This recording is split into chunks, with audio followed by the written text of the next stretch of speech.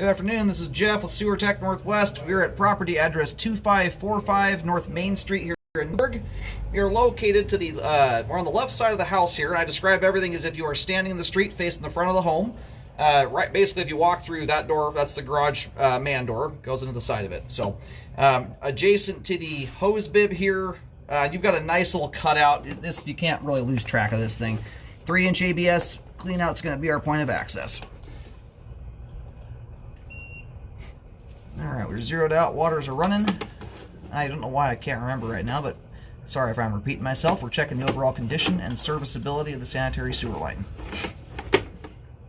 It is nice and clean. When I first looked into this flow line, usually you get a pretty good idea as to the gunk you're going to run into just looking into the clean out. And this was just shiny black plastic. And so far here, it has remained very, very clean.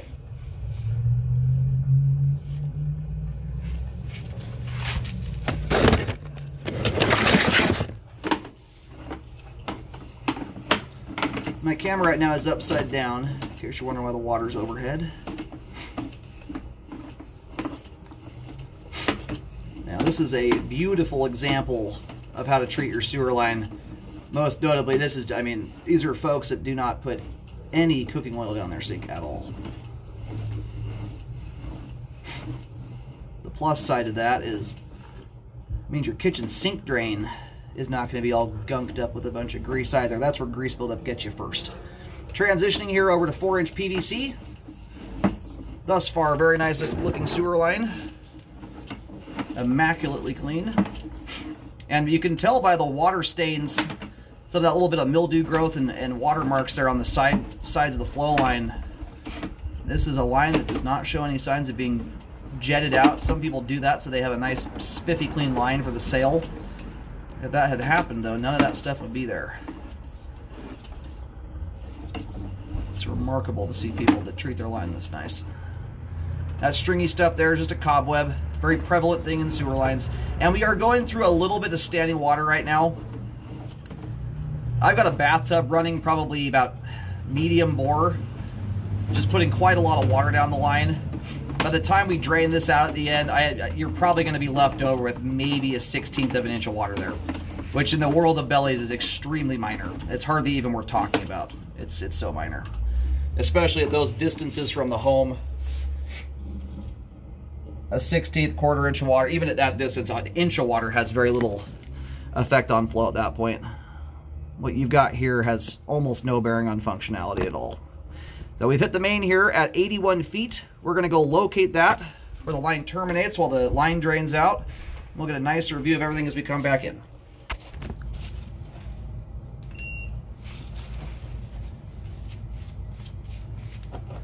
All right, I located the camera head successfully. Line terminates out on North Main Street.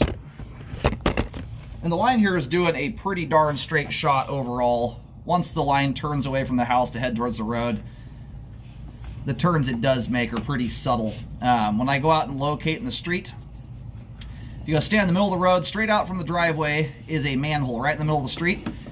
The line terminates at the main about 5 feet to the left of that manhole cover.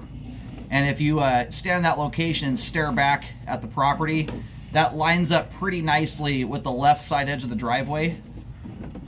So the line is running. I don't locate every inch of these things. That's a whole nother animal on its own, not unless there's a bunch of repairs to do, but the line's running either just barely outside that left side edge or just underneath it.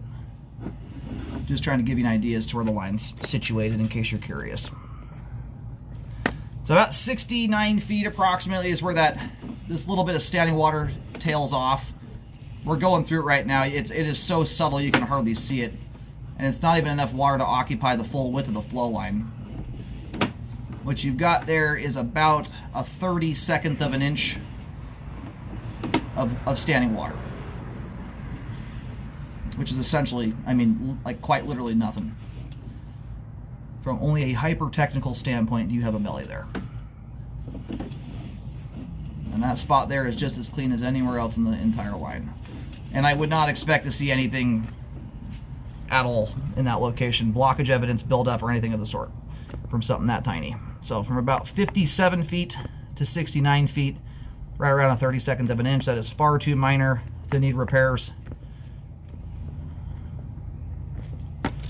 About the only thing you will see consistently hanging up in standing water that minor, I mean, it's all improper stuff. If you are dumping a lot of cooking oil down the sink, that will build up anywhere in your sewer line belly or not, but it likes to do so and concentrate in areas of standing water as it cools down rapidly and floats to the top of the water and starts sticking to the sidewalls. So aside from that, I mean, you know, if someone were to, for instance, flush a ball of paper towels down the line, something like that, which you should not do, that area would allow that debris through just as easily as anywhere else in the sewer line.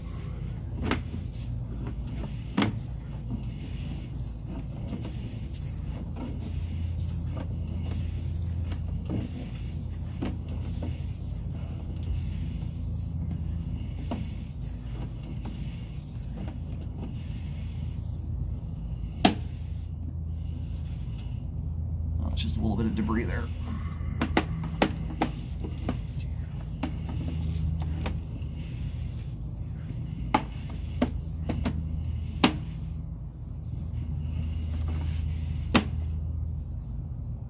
We've got a little bit of water flowing through the line there. If someone just turned a sink on for a moment or something. If you watch that, that water's moving.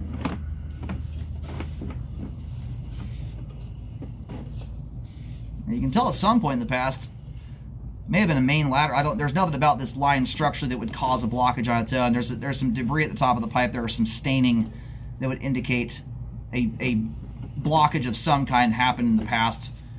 That would have had to have either been someone flushing way too much stuff down the line, just a good old-fashioned blockage, and or the main lateral out in the street may have backed up, which happens more frequently than a lot of people realize, especially in really old neighborhoods.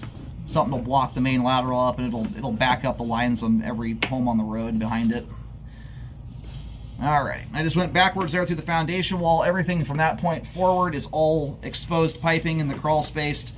That's all stuff the home inspector takes a look at for leaks and whatnot. Very nice looking sewer line there. Great flow end to end, absolutely spotless clean. The defects in it are so subtle, I hardly even call them defects. Sewer line's functioning properly at this time.